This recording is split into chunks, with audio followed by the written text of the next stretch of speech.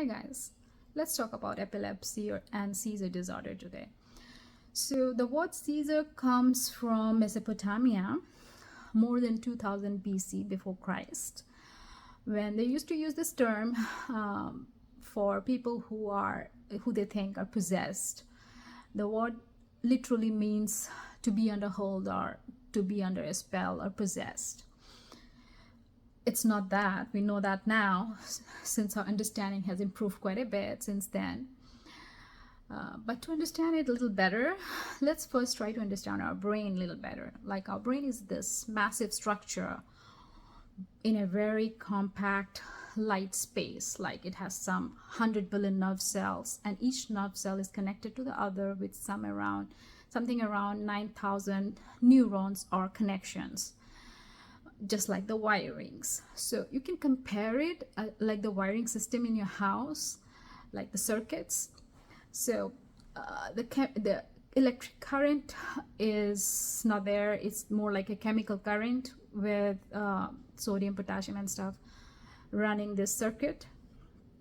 So whenever, and so just like the circuit in your house, the wiring has to be nicely protected and covered so there is no leakage of electric current.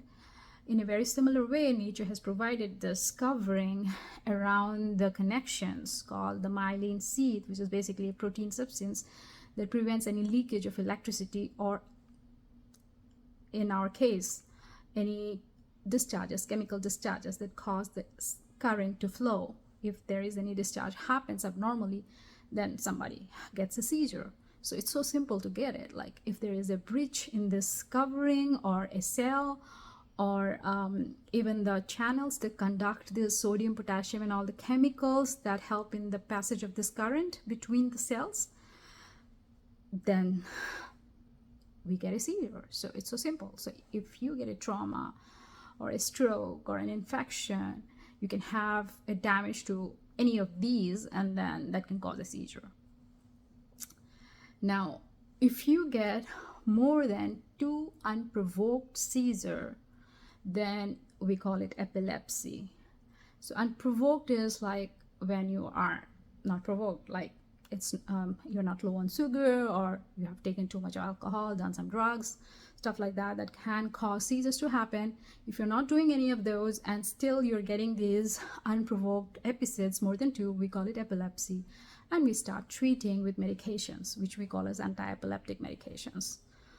All right, so I hope it helps you all. Take care. We'll talk more later. Bye now.